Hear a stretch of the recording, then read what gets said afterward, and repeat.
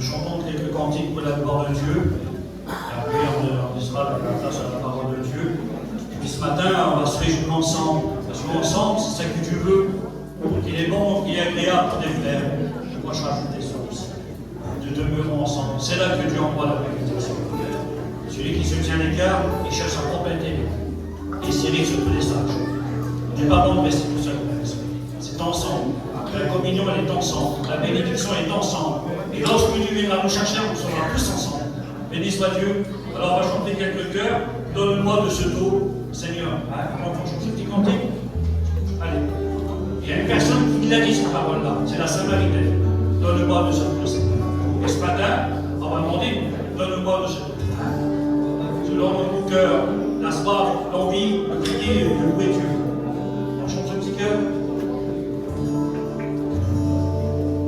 Donne-moi de cette eau, Seigneur, de cette eau qui descend du ciel. J'ai besoin de cette eau dans ma vie, pour que ma vie soit désintéressée. J'ai besoin de cette eau dans ma vie, pour toujours. Réveille-toi, roi mon âme, et glorifie le Seigneur. Réveille-toi, roi mon âme, et glorifie-le. On peut jouer pour Jésus. On lui dit, donne-moi. On peut prier ce matin. C'est beau, Dieu ce matin. On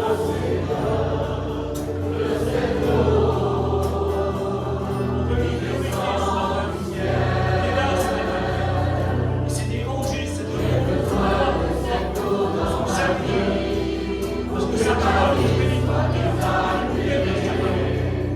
J'ai besoin de cette eau dans ma vie pour toujours. Réveille-toi, roi mon âme, et glorifie le Seigneur. Réveille-toi, roi mon âme, et glorifie-le. Réveille-toi, roi mon âme, et glorifie le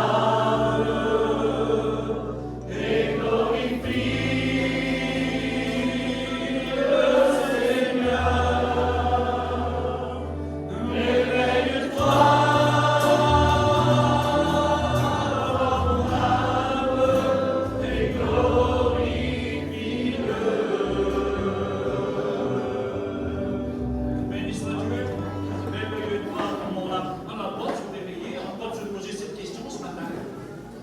Si nous sommes peut-être endormis, la Bible dit, hein, et puis on doit se réveiller ce matin. Et si c'est le moment, puis c'est l'instant favorable ce matin. Si peut-être dans notre cœur on s'est endormi, comme ces femmes, Seigneur, qui sont endormis, et lorsqu'ils sont réveillés, ils sont aperçus que dans leur lampe, il n'y a plus de l'huile. Alors ce matin, au nom du Seigneur, au nom de Jésus, on ne doit pas rester comme cela. Ça peut arriver, je vous assure, c'est vrai. Mais le temps de Dieu, c'est ce matin. Alors au nom de Jésus, ce matin, ça doit se réveiller, c'est ensemble, pour la gloire du Seigneur. Béni soit Dieu. Amen. Encore un petit cœur. Alors on va chanter les proclament la gloire du ressuscité. Et après cela, je rends encore de l'Église. Allez. Les cieux proclament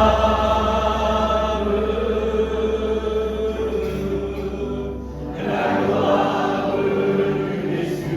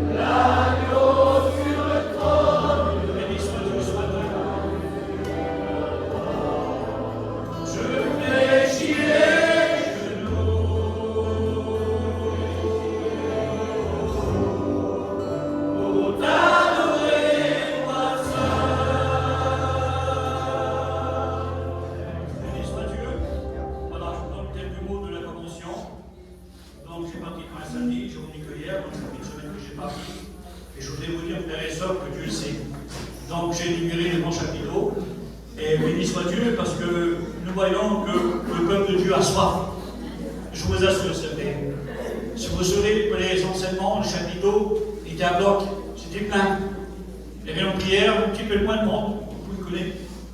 Mais les réunions du soir, c'était plein. Nous voyons que le Seigneur, le peuple de Dieu, a soif de la parole. C'est vrai que ça faisait un petit peu de distance. Je disais, Seigneur, il y a peut-être beaucoup moins de monde, mais l'essentiel, Seigneur, il y avait vraiment. C'est vrai, un petit peu moins que juin, mais il y avait quand même du monde. Et nous voyons tout ce peuple, Seigneur, qu'aujourd'hui, nous voyons que le peuple de Dieu, il a pris une position avec Dieu. C'est d'aller dans leur convention, dans leur retraite spirituelle. Et je bénis Dieu que dans toute cette semaine, les réunions c'était spectaculaires, ils étaient bonnes, ils étaient vivants. Et je vous assure, je voyais tous ces jours-là, ça touchait mon cœur. Ça touchait mon cœur de savoir que, malgré les distances, malgré la définition des missions, qu'ils ont été à leur convention, les gens, ils ont une bonne sorte de l'évangile. Je bénis Dieu qu'aujourd'hui, Dieu est en train d'œuvrer encore dans son peuple. Il veut encore travailler avec son peuple. Il veut bénir son peuple. Il veut rajouter des gens. Béni soit Dieu. Alors donc ça s'est bien passé. Donc j'ai vu que hier. Et puis béni soit Dieu pour le merveilleux chapiteau que nous avons. C'est un chapiteau qui fait 120 mètres de long, 60 mètres de large. Imaginez-vous combien de chaises. Je ne sais pas combien de chaises. Jérémie, il y a combien de chaises 6 000. Combien 6 000. Donc ça fait 6 000 alors, c'est ça 9 000 chaises. Imaginez-vous. À 8h30, le chapiteau est à bloc. Imaginez-vous la quantité de personnes. C'était plein, c'était honnêtement, c'est Dieu. Alors, béni soit Dieu. Je crois que, c'est pas que je crois, Dieu nous encourage. Dieu nous bénit. Dieu demain travaille encore avec ses prédicateurs. Et puis il veut travailler encore avec nous. Alors, comme le cantique, j'ai dit, Seigneur, vois sur mes bénis, il y a encore du travail à faire pour Jésus. Amen. Vous avez du travail autour de chez vous, autour de chez nous aussi. Faisons ça que l'on peut faire pour Dieu. Amen. Voilà, j'arrête de parler parce que je suis pas bon. Allez, les frères, les diacres, les étudiants, petits étudiants, les gens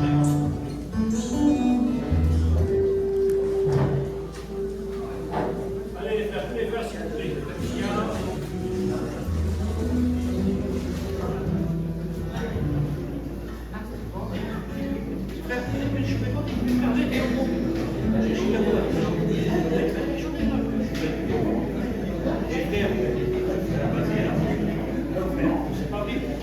Tous les frères, je dis, allez, tous les frères, allez.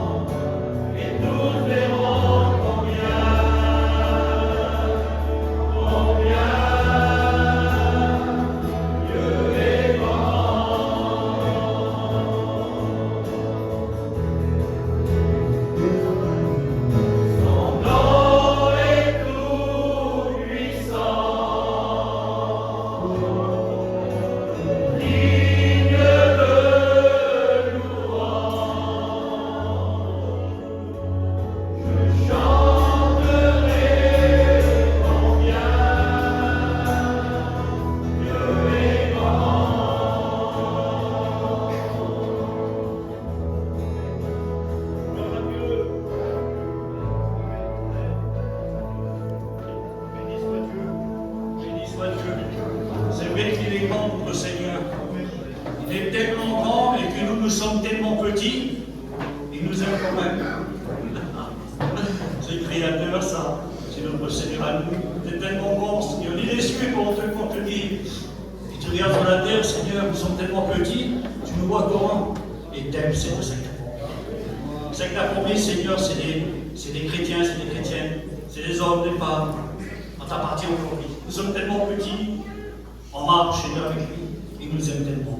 Béni soit Dieu, ce matin, il est là. Il veut nous bénir ce matin.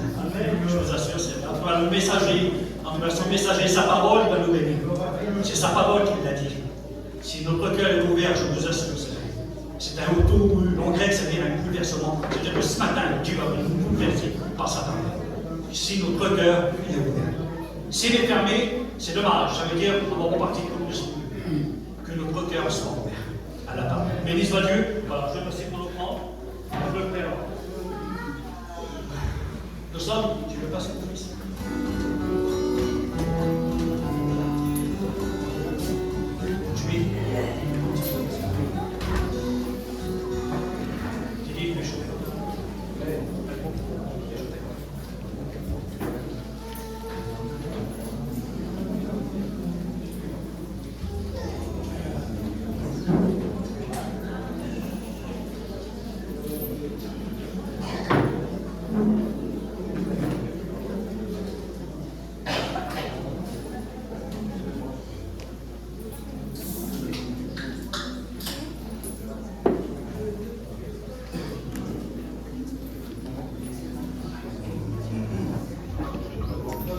Gloire au Seigneur, merci à Dieu, je vous salue au nom du Seigneur. Je suis heureux d'être parmi vous ce matin, de pouvoir nous réjouir encore avec le retour de la parole de Dieu, c'est la plus belle des réjouissances. Ce matin, nous allons partager ensemble un cantique, nous allons chanter ensemble. Gloire au Seigneur, on chante ce cantique ensemble.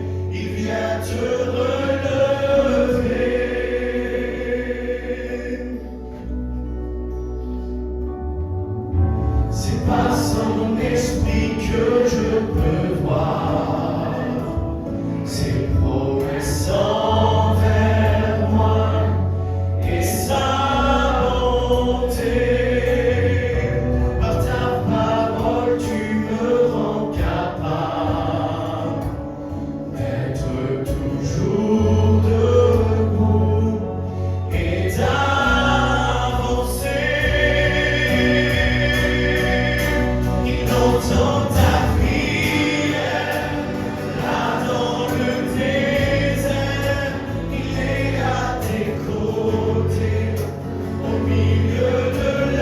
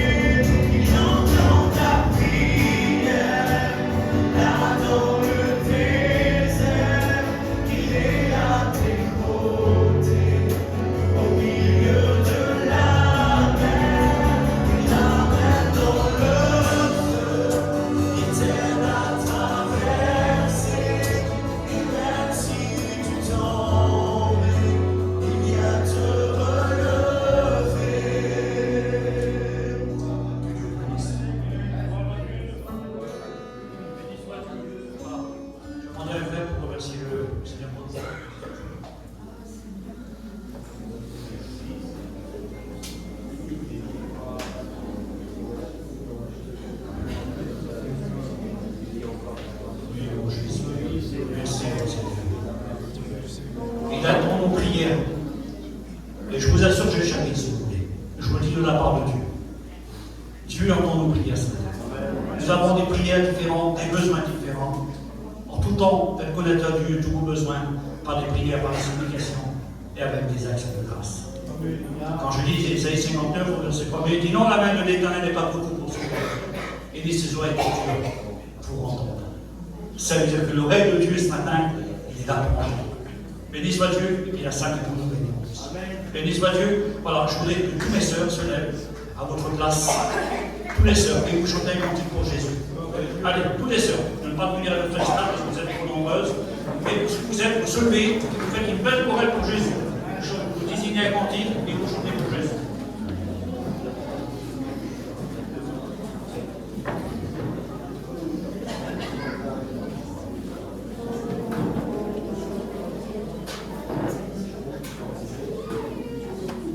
Lolo, ne chantez pas.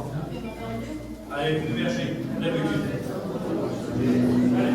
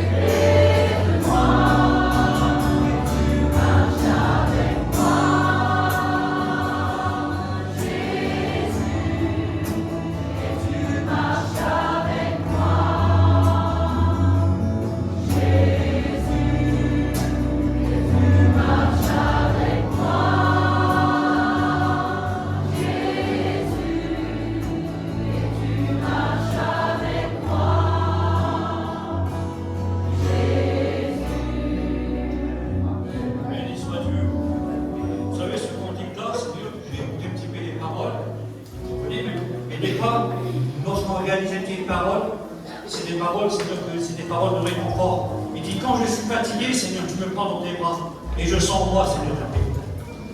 Béni soit Dieu, quand je suis fatigué, tu me prends dans tes bras. Si ce matin, nous avons peut-être une fatigue, des fatigues, soyons ce matin que le Seigneur nous prend dans ses bras. Comme le Père, il se jette à son fils, il se jette à son cou, il l'embrasse. Ça veut dire que ce matin, le Père est là. Ça veut dire qu'on ne manquera de rien ce matin. Et le Seigneur, que cette paix demeure dans notre cœur. Béni soit Dieu.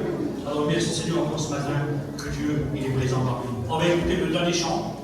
Après cela, il écoutera la bonne parole du Seigneur. J'appelle Jimmy avec sa compagne, Mayouche, et avec sa compagne aussi. Ils sont là.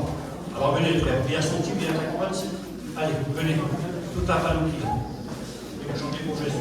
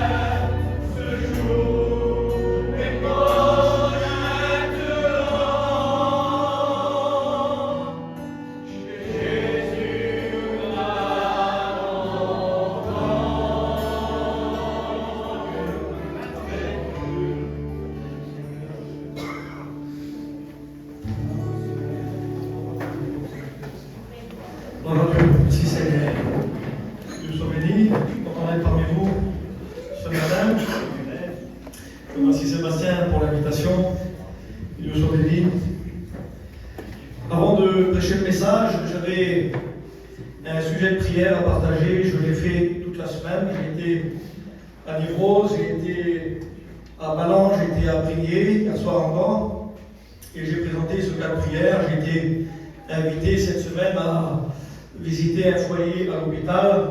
Vous l'avez peut-être écouté parler. C'est une jeune femme, 22 ans, condamnée par la médecine, la maladie à la tête. La famille est désemparée, le mari est désemparé, vous avez bien compris. Elle s'appelle Océane, c'est la famille des Chiades.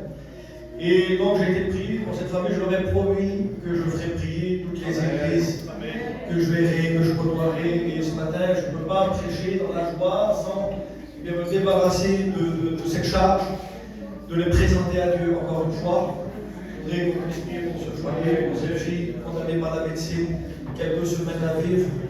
Voilà, donc on la présente à Dieu. On ferme les yeux, frères et sœurs. Dieu soit glorifié. Seigneur, je demande ta grâce. Une grâce encore une fois, Seigneur, nous demandons, Seigneur, du sang.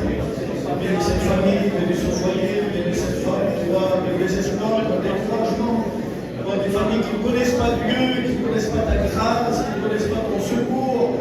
Va les visiter, va les relever, Seigneur, donne-leur la paix, Seigneur, qu'ils puissent nous donner la guérison, Seigneur, qu'ils puissent se relever, Seigneur, je prends ton nom, Seigneur, ensemble avec ton Église, nous te demandons ta grâce parfaite et merveilleuse, que ton nom soit béni. Alléluia. Merci, Seigneur. Amen.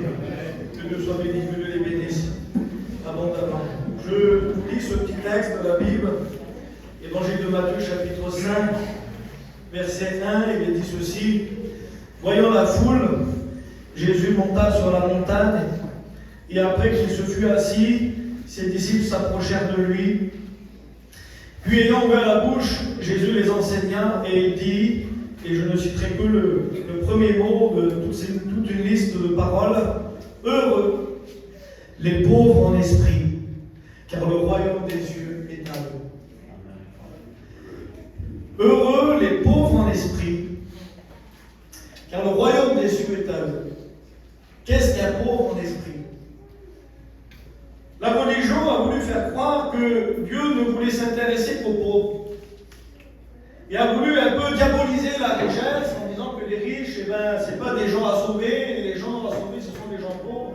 Mais c'est pas ça, pauvre en esprit, pas pauvre d'argent. Dieu veut sauver les pauvres, Dieu veut sauver les riches, Dieu veut sauver toutes les classes sociales. Qu'est-ce que c'est qu'un pauvre en esprit? Un pauvre en esprit, c'est celui qui se reconnaît pauvre des choses de Dieu. Amen. Pauvre de Dieu. Amen. Je ne sais pas ce que vous ressentez dans votre cœur ce matin. Je voudrais faire parler vos sentiments, vos émotions. Qu'est-ce que tu ressens dans ta vie quand tu fais un constat devant Dieu ce matin? Mouchad disait, nous sommes devant le Père. Et le Père nous connaît. Donc on se voit à lui à découvert, on n'a rien à cacher, on n'a pas de rôle, on n'a pas à se sentir grand, on n'a pas à se sentir spirituel, on est naturel. Devant lui, on est comme nous sommes. Quel est vos ressentis devant Dieu? Après 10 ans de vie chrétienne, 15 ans, 20 ans, 30 ans pour certains, 40 ans de vie chrétienne, quel est le ressenti? Est-ce que tu te sens pleinement riche de Dieu ou sens-tu encore ce manque de Dieu dans ta vie? Cette pauvreté des richesses et des valeurs qui sont en Dieu. Alors il y a quelque chose que j'ai du mal à comprendre parce que la Bible dit qu'il faut être pauvre en esprit et pourtant la Bible dit que nous sommes riches. Éphésiens chapitre 1 verset 3, Dieu le Père nous a bénis de toutes sortes de bénédictions spirituelles dans les lieux célestes en Jésus-Christ. C'est-à-dire qu'il y a dans les lieux célestes des bénédictions, elles sont spirituelles. Ce n'est pas des bénédictions terrestres, ce n'est pas des bénédictions de matériel, d'argent, de confort, de sécurité. Des bénédictions spirituelles, et elles sont dans les lieux célestes. Et la Bible dit, nous a bénis de toutes sortes de ces bénédictions-là. Nous sommes bénis plus que tout. Nous vivons aujourd'hui une grâce dont nous ne pouvons pas mesurer le prix. On essaye de prêcher, on essaye de comprendre la grâce, on essaie de méditer la grâce, on essaie de donner une valeur, mais on est en dessous. La compréhension de l'homme, elle est limitée. On vit des choses qui n'ont pas de prix. La présence de Dieu, la grâce du Seigneur qui nous accompagne tous les jours, pas de prix. Amen. On est bien en dessous. dans la compréhension. La Bible dit ceci, 2 Corinthiens chapitre 9, verset 8. Dieu peut vous combler, pour vous dire les richesses qu'il y a en Dieu. Il peut vous combler de toutes sortes de grâces, afin que possédant toujours en toutes choses de quoi satisfaire à tous vos besoins, vous ayez encore en abondance pour toute bonne œuvre. Selon qu'il est écrit, il a fait des largesses, il a donné aux intelligents, sa justice subsiste à jamais. Écoutez le texte, vous ne comprendrez pas tout, mais je vais vous sortir les mots importants. Celui qui fournit de la semence aux semeurs et du pain pour sa nourriture vous fournira et vous multipliera la semence et il augmentera les fruits de votre justice. Vous serez de la sorte enrichis à tous égards. Vous n'avez pas tout suivi, ce n'est pas grave. Mais dans ce que je viens de vous lire, il y a des mots qui ressortent. Combler, posséder, posséder en Dieu, abondance. Il a été parlé de largesse, la largesse de Dieu, l'abondance de Dieu. Shalom, il est large, la largesse. Il est parlé de multiplier, il est parlé d'augmenter et il est parlé d'enrichir. Voilà, c'est tous les mots qui sont ressortis de ce texte. Nous sommes riches ce matin, plus riches que tout, plus riches que le milliardaire, le plus riche de la terre, qui lui ne possède pas une place dans le royaume des cieux, une belle place sur la terre, mais pas de place à son nom dans le ciel. Nous sommes plus riches que riches, et pourtant, quand je lis dans mon cœur, je lis de la pauvreté. De la pauvreté des choses de Dieu. Peut-on se sentir pauvre des choses de Dieu quand on a tout reçu? Je me sens pauvre, je vais t'expliquer comment.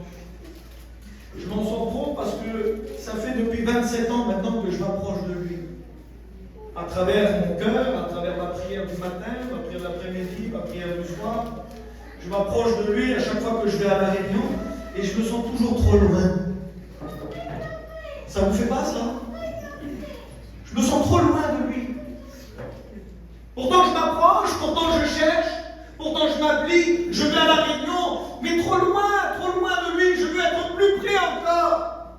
Et autant que je m'approche, et autant que je sens que je suis loin. Et je veux m'approcher encore plus.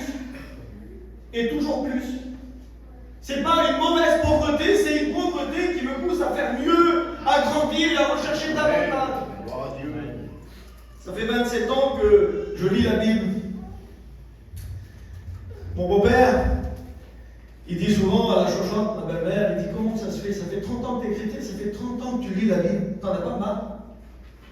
Ça fait 30 ans qu'on lit la Bible, qu'on essaie de connaître Dieu à travers la Bible, et on ne le connaît toujours pas assez. Connaissance de Dieu. On a besoin de connaître toujours plus. Ça fait, depuis qu'on est converti, qu'on fait des efforts sur nous-mêmes, sur nos caractères, sur la motivation pour Dieu, et ça fait depuis notre conversion qu'on ne fait jamais assez bien et qu'on veut toujours faire plus. On est pauvre. Tu feras le tour du monde pour le Seigneur, que tu ressentiras toujours cette pauvreté en toi. Ce désir de vouloir faire plus, ce désir de vouloir faire mieux, c'est la vie d'un chrétien, ça. J'aime Dieu, mais je ne l'aime toujours pas assez. Je suis pauvre en amour. Je suis pauvre des valeurs. On va se glorifier de quoi ce matin? Que tu as un peu d'amour, que tu as un peu de bonté, que tu as un peu de patience, que tu as un peu de douceur, que tu as un peu de maîtrise de soi. Je suis pauvre. Pauvre en esprit.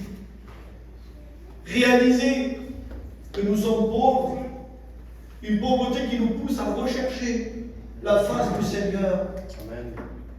Pas un état de suffisance. C'est là le danger, c'est là à quoi je voudrais venir ce matin.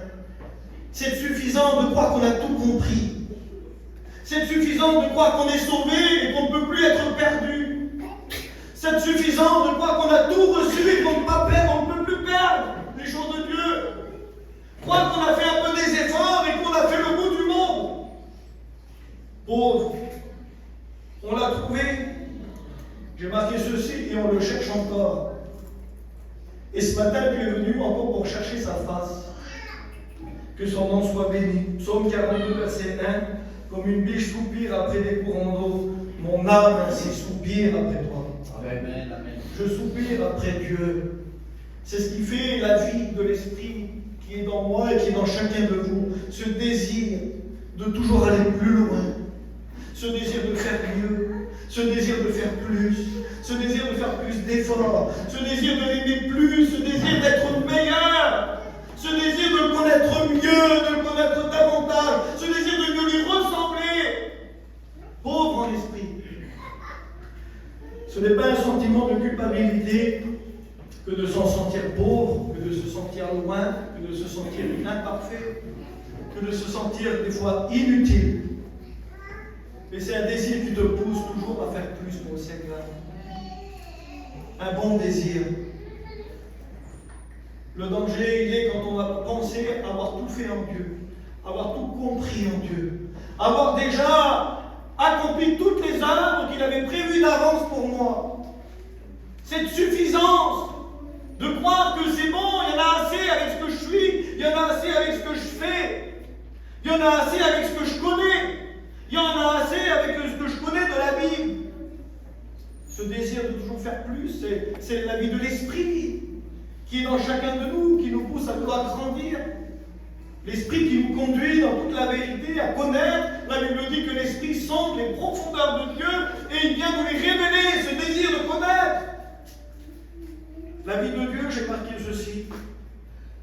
C'est plongé dans un océan. Tu es dans l'océan. Tu dis, je connais l'océan. Tu dis, je vois l'océan. Je ressens l'océan. Je suis dans l'océan. Mais tu ne connais pas l'océan. Parce que la grâce de Dieu, elle est illimitée. L'amour de Dieu, elle est insondable. L'océan, tu ne pourras jamais connaître tout.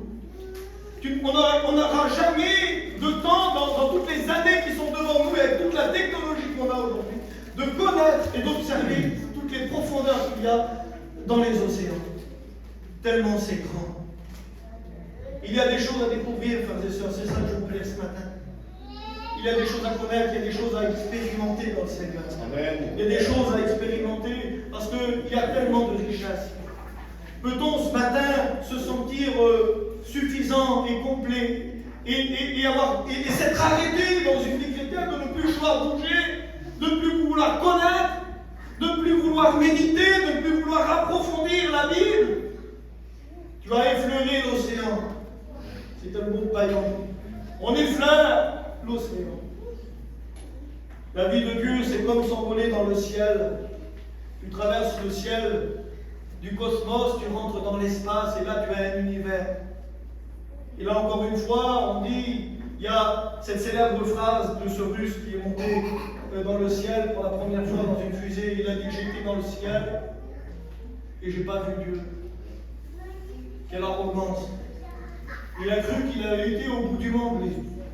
Et aujourd'hui, avec la connaissance qu'on a du ciel, on sait que la Lune et la Terre, c'est 1 millimètre sur des millions de kilomètres autour. Tellement c'est grand l'univers.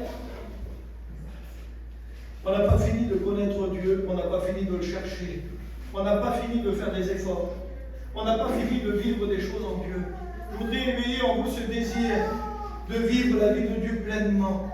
De ne pas nous asseoir sur une chaise, de ne pas nous asseoir sur une situation, de ne pas nous asseoir sur des expériences des années passées. Il y a du chemin devant nous. Il y a de la vie devant nous. Il y a de l'avenir devant nous. J'étais à l'école biblique, comme tous mes frères serviteurs, et il y a une parole qui m'a marqué, c'était celle que Tarzan il disait, le meilleur, il est devant nous. Il est devant nous. Pourtant, les belles années, elles étaient aussi derrière. Les années de conversion, les années des premières expériences, les années du premier amour, les années de la découverte, on découvrait la vie de Dieu. Et moi, j'en suis convaincu, le meilleur, il est devant moi. Amen. Mais pas devant, dans 10 ans, pas dans 15 ans. Il est devant moi là, aujourd'hui, à la portée de ma main, selon ce que je vais entreprendre, selon ce que je vais désirer, selon ce que je vais chercher. La vie de Dieu, c'est une source d'eau qui ne tarit jamais. C'est toujours nouveau, c'est toujours rafraîchissant. Je veux vivre cette vie. Je veux vivre cette vie. Je ne veux pas m'endormir. Que son nom soit béni. Dans le ciel et dans les océans, il y a beaucoup de mystères et d'inconnus qui demeurent. Et je pense que dans les faces de Dieu, dans sa personne, dans son caractère, il y a beaucoup de mystères que Dieu nous demande de découvrir.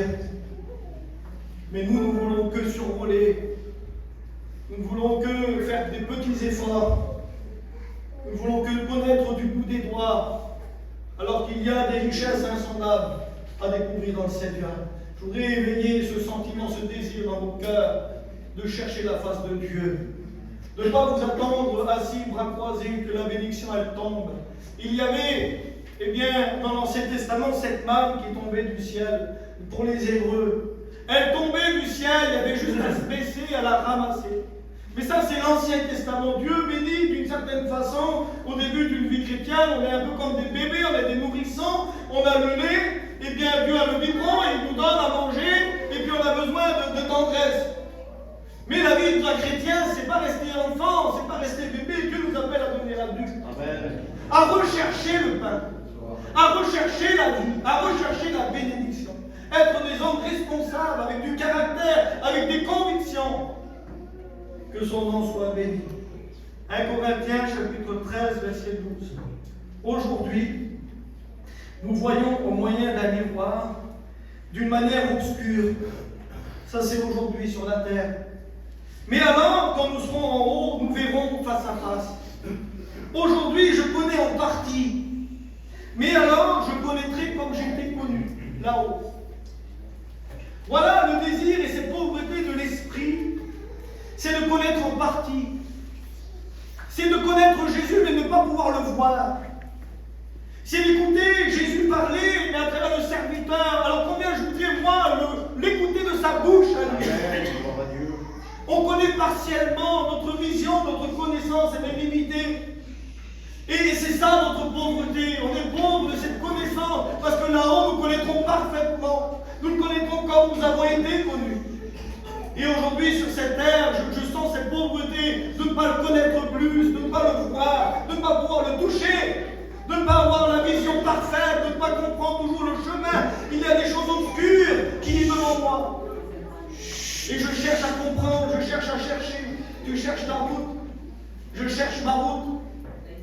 On vit des contextes, on vit des situations dans la vie où tout se brouille un peu à nos yeux. Et on se cherche, on cherche à comprendre. Seigneur, mais montre-moi la direction, montre-moi la voie, ouvre mes yeux, que je puisse comprendre ta volonté. Ça, c'est pauvre en esprit. C'est notre lot sur cette terre. C'est ce qui nous permet de rechercher toujours davantage. C'est ce qui nous permet d'être dans l'effort, d'être toujours dans la recherche. Et c'est ce que Dieu veut. Reste dans la recherche. Reste dans la course. Reste dans l'effort. Ne t'assois pas sur ta vie chrétienne passée. Ne t'assois pas sur ce que tu sais déjà ou sur ce que tu as déjà connu. Va plus loin.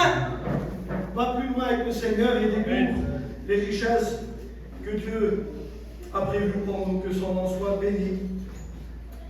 Vis-tu ta vie chrétienne, j'ai marqué comme ceci, comme si tu n'avais plus besoin de le chercher. Comme si tu avais déjà tout compris et qu'il n'y avait plus rien à comprendre. Est-ce que tu vis ta vie chrétienne comme si tu avais déjà accompli toutes les œuvres que Dieu a prévues pour toi? Parce que la Bible dit qu'il a prévu des œuvres à l'avance afin que nous les pratiquions. Alors tu as déjà tout accompli alors.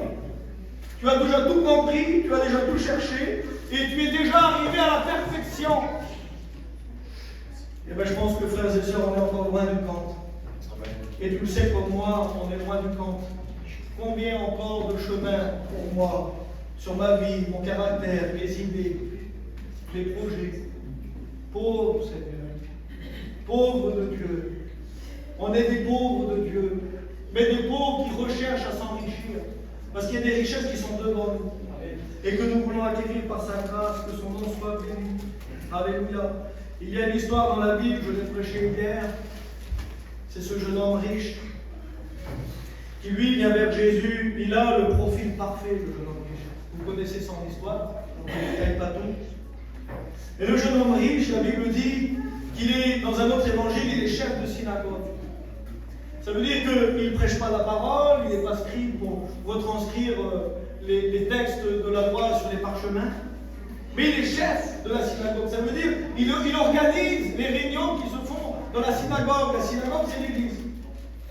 Il est chef de synagogue La Bible dit, il accourt vers Jésus. On voit qu'il y a un désir, un homme qui aime, qui désire. La Bible dit qu'il se jette à genoux, ça veut dire qu'il est humble. Parce que c'est pas tout le monde qui se jette à genoux devant quelqu'un, surtout quand il y a du monde. Il se jette à genoux, il accourt. Il est engagé, c'est un homme engagé, ça semble d'être un homme humble, c'est un homme qui sait ce qui est bon, parce qu'il dit bon maître. Alors il aime ce qui est bon. C'est le jeune homme qui a accompli tous les commandements depuis sa tendre enfance. Il a tout observé, lui, tous les commandements. Mais il a un problème. Il a un problème. Et Jésus lui dit, il te manque une chose. Il n'a pas 36, tu es très bien. Tu es un homme terrible. Tu fais tout comme il faut. Tu pries, tu lis, tu viens à ta réunion. Tu fais tout comme un chrétien, c'est très bien. Une chose, il te manque. Tu es attaché à la terre. Tu es attaché à la terre. Cet homme-là était attaché à la terre. Jésus l'a vu. Il lui a dit, vends tes biens et distribue aux pauvres. Débarrasse-toi de ce qui te retient, de ce qui te tient.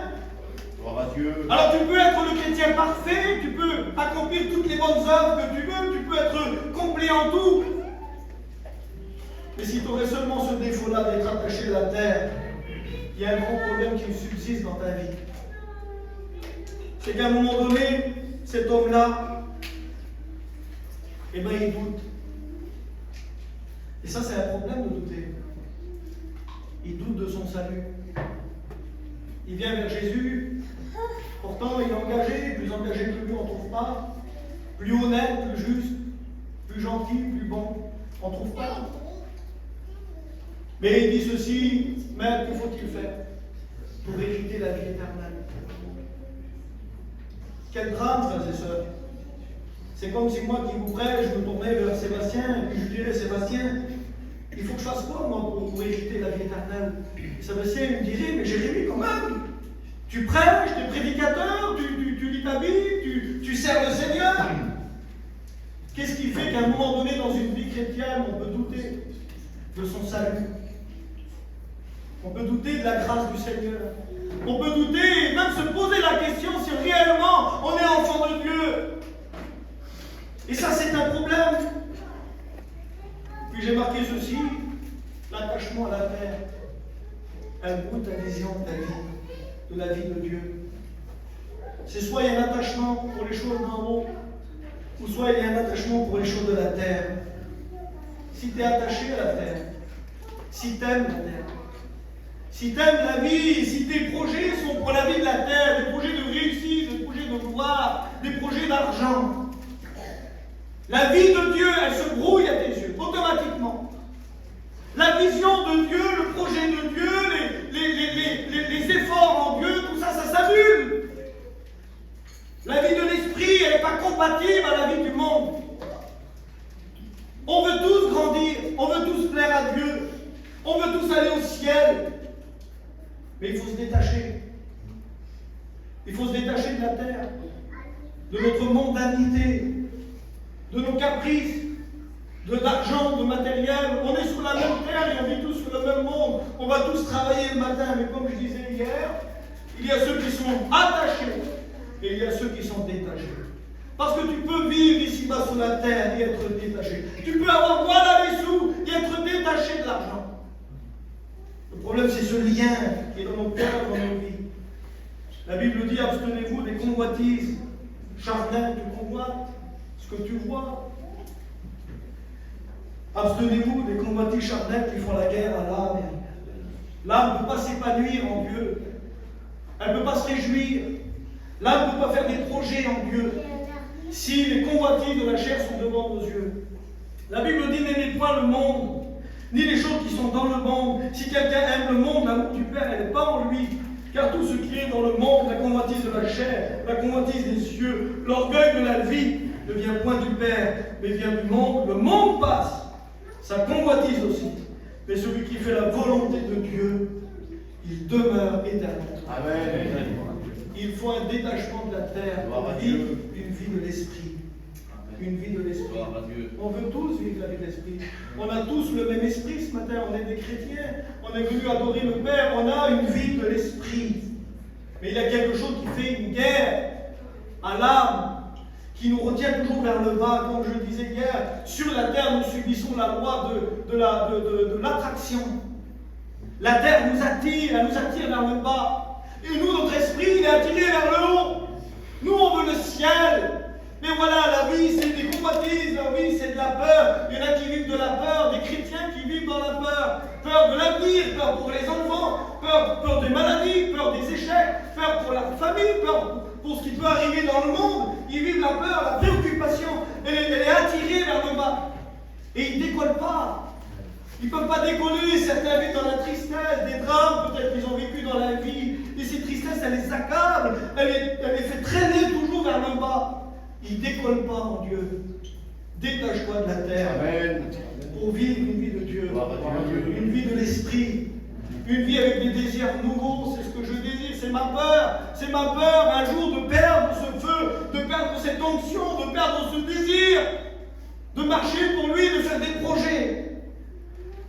Pauvre en esprit, pour désirer davantage les choses qui viennent d'en haut. Le monde enlève le désir de Dieu. Et il te fait douter de son salut. Que faut-il faire pour hériter de la vie éternelle? Comment tu peux poser cette question? Tu es chrétien? Tu crois en Dieu? Tu es engagé? Tu es ici? Tu es parmi nous? Tu es dans l'église du Seigneur, le lieu d'adoration où le Père se trouve? Et ta vie, elle est troublée, ta vision est troublée, ton esprit est troublé, ta vision de la vie et de l'avenir est troublée. Le monde a troublé ta vision.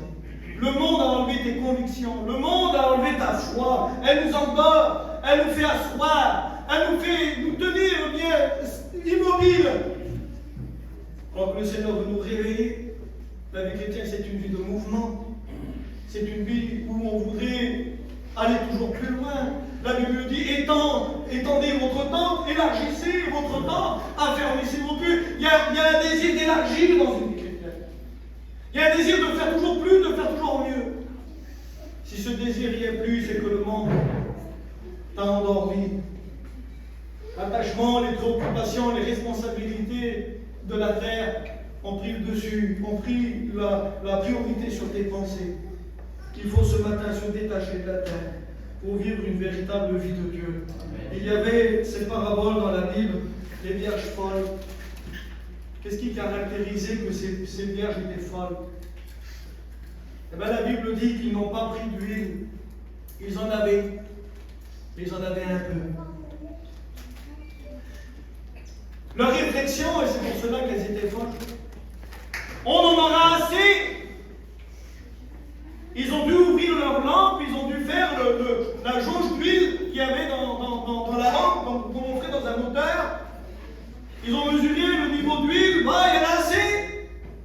Il y en a bien assez pour vivre encore 10 ans. Il y en a bien assez de ce que je fais pour le Seigneur, il y en a bien assez de prier quelques minutes le matin, il y en a bien assez de ce que je fais. Folles parce qu'elles étaient suffisantes, autosuffisantes. Ils se suffisaient de ce qu'elles avaient. Ils se disent, il y en a assez avec ça, c'est bon. Il y a assez de force, il y a assez d'onction. Avec ça, je peux tenir encore longtemps dans la vie chrétienne. Et puis au jour où il faut en avoir réellement, il n'y en a plus. Et ce qui caractérise les vierges sages, ce qui caractérise qu'elles sont sages, la Bible dit, c'est qu'elles avaient leur lampe. Il leur en manquait aussi. Mais à côté des lampes, ils avaient des vases d'huile. Les vases d'huile représentent quelque chose pour elles. Cette peur d'en manquer. Peur de manquer d'huile. Et je pense que c'est quelque chose qui doit nous motiver ce matin. Amen. Moi j'ai une peur, c'est pas une peur qui m'accable, comme je l'ai dit, mais c'est une peur qui me motive. Peur de manquer de Dieu. Peur de manquer de force. Peur de perdre cette onction. Peur de perdre le feu. Il reste si peu des fois.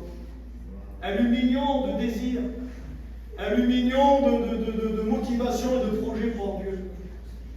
Un lumignon qui fume de foi, de courage, de volonté pour Dieu. La Bible dit, affermis le reste qui est prêt de mourir. Donne de la vie à tes désirs, à tes convictions. Donne de la force à ta foi. Et pour cela, il faut vivre la vie de Dieu. Se détacher de la terre. Pour vivre cette vie de l'esprit Que son nom soit béni. Il te manque une chose. Il te manque une chose. Tout est parfait, mais il faut se détacher de la terre. Que l'Esprit de Dieu t'anime ce matin. De sentiments nouveaux. Des sentiments nouveaux. Moi, c'est ce que je demande souvent au Seigneur. Cette source d'eau qui jaillit jusque dans la vie éternelle. Toujours différente, toujours pure, toujours différente. L'eau qui s'en va et qui ne se renouvelle plus. C'est une eau qui stagne. C'est une eau qui tiédit. C'est une eau qui se remplit de bactéries. C'est une mare. C'est un étang dans lequel on ne peut pas plonger parce que ce n'est pas agréable. Une eau qui est pure. Un désir pur. Je voudrais vivre cette vie de l'esprit. Et je m'attache à ça. D'étendre ma vision. Étendre mes projets. J'ai peur d'une chose, m'enfermer. M'enfermer dans un système. M'enfermer dans une structure. M'enfermer dans un groupe. M'enfermer dans une habitude. M'attitrer, monopoliser une place, monopoliser une église, monopoliser un petit groupe. Et contenter toute ma vie de ça. Alors que Dieu est grand, que Dieu est là, que Dieu a des projets immenses, immenses, immenses, que le monde est grand et qu'il y a un monde à sauver. Élargir sa vision. J'ai marqué ceci, vivre le premier amour. Vivre le premier amour. Alors quand la Bible dit, quand Dieu parle dans l'Apocalypse et il dit, ce que j'ai contre toi, c'est que tu as abandonné ton premier amour, c'est un reproche. C'est un reproche, ça veut dire que perdre son premier amour, c'est pas bien. Ça veut dire, sous-entendu, que tu peux vivre ton premier amour toute ta vie, sans jamais l'abandonner. C'est ça que ça veut dire. Tu l'as abandonné, ton premier amour. N'abandonne pas ton premier amour. Tu peux vivre une vie chrétienne avec le même premier amour. Ce ne sera plus l'amour comme avant, on va dire, innocent, naïf, mais le même amour pour Dieu. Le même désir de le découvrir. La même joie de venir à la réunion. Je suis dans la joie quand on me dit allons dans la maison de l'Éternel. Cette joie d'une élu, de voir ses frères, d'écouter la parole, de vivre la vie de Dieu, de découvrir toujours plus. Et un jour on s'est endormi, on s'est assis sur des chaises, on n'a plus voulu chanter, on n'a plus voulu faire d'efforts, on n'a plus voulu lire la Bible, on s'est cru que ça y est, on la connaissait, et puis on est sauvé pour être sauvé. Donc plus besoin de faire des efforts. On vit comme si tout était acquis. La vie de Dieu est si grande. Je ne veux pas avoir une vision pauvre. Pauvre en esprit, c'est vouloir plus de Dieu. Amen. Et je finis par ce petit mot. Il y a une différence entre être pauvre en esprit et pauvre d'esprit. Ça paraît peut-être tellement pareil quand on l'écoute. Pauvre en esprit, c'est vouloir plus de Dieu, se sentir pauvre et en vouloir davantage du Seigneur. Pauvre d'esprit. Un esprit pauvre.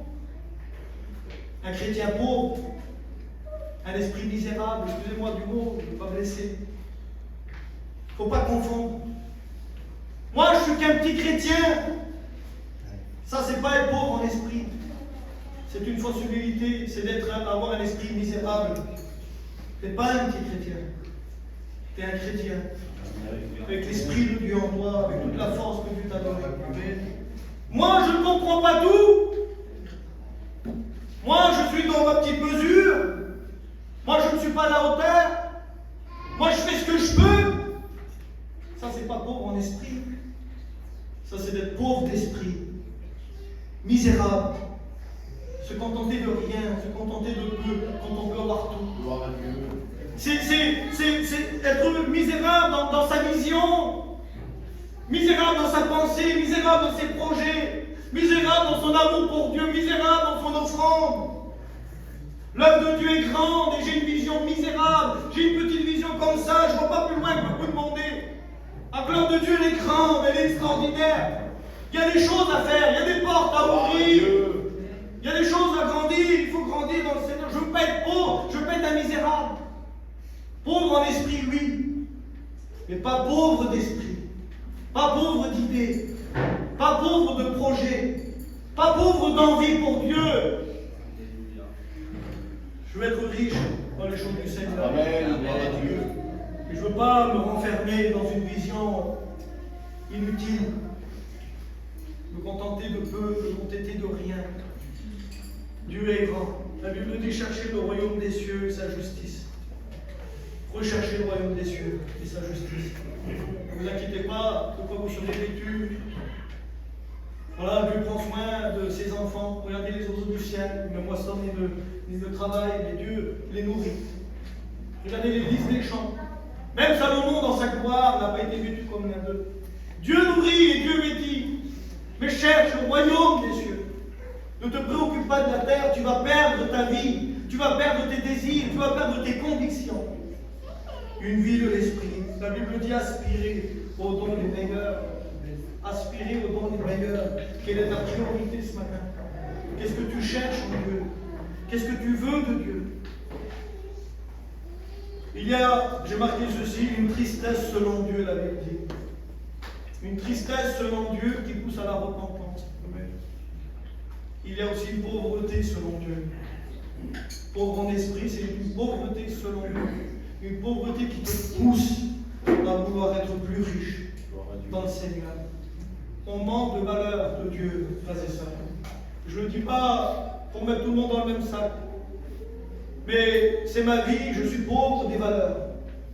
Je ne me considère pas riche, je ne me considère pas comme quelqu'un qui a compris et qui est parfait, qui a atteint la perfection. Vous êtes comme moi et on est tous pareils. On a vraiment du chemin devant nous. On a vraiment du travail à faire. On a vraiment des œuvres qui sont préparées d'avance pour chacun. On a vraiment une utilité dans les mains du Seigneur. Et celle-ci, eh bien, il faut l'accomplir. Toute notre vie, frères et sœurs, nous chercherons. Toute notre vie, nous ferons des efforts. Toute notre vie, il faudra renoncer. C'est le combat du chrétien. Toute notre vie, il faudra servir. Toute notre vie, il faudra chercher à faire le bien. Il faudra chercher à aimer. Il faudra chercher à supporter. La Bible dit, ne nous lassons pas de faire le bien. Et Paul, il savait ce qu'il disait. On en parle souvent avec les frères, avec Julien. Ne nous lassons pas. Il savait, Paul, qu'on peut se lasser. On peut se lasser. On fait du bien. Mais il n'y a pas la reconnaissance en face. On veut aimer, mais les gens sont ingrats. On veut supporter, mais les gens ne sont pas reconnaissants. On veut faire du bien, mais il n'y a pas le retour. Alors on se lasse. On veut s'arrêter. On en a marre d'aimer, marre de supporter, marre de faire des efforts, marre de toujours continuer à devoir visiter des gens qui ne veulent rien comprendre, qui ne veulent rien savoir, des orgueilleux, et pourtant Dieu nous demande de les aimer. Eh bien la Bible dit, ne nous lassons pas de faire le bien, car nous moissonnerons en temps convenant, si nous ne nous relâchons pas dans notre tâche. Son nom soit béni. Ne te lasse pas, mon frère, ma soeur, de vouloir avancer avec ton Dieu. Il y a devant nous beaucoup de choses à vivre, beaucoup de choses, beaucoup de gens à sauver, beaucoup de personnes à qui témoigner. Il y a tellement de choses. Et nous sommes si limités.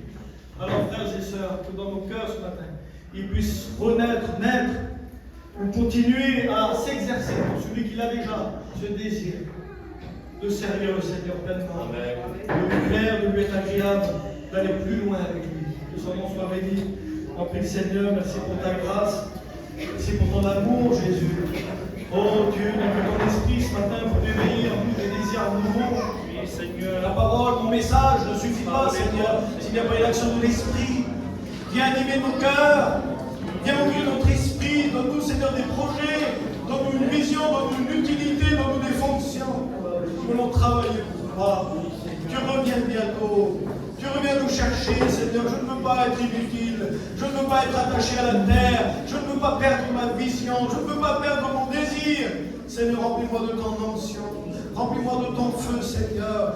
Les gens sont devant nous. Les gens sont là. Les gens ont besoin d'écouter ta parole. Seigneur, anime nos cœurs. Anime tes enfants, anime ton église. Que ce feu de Dieu, Seigneur, eh bien, Seigneur, nous rend toujours vivants, Seigneur, à cause de ta gloire. Que ton nom soit béni, Maître. Alléluia. Amen.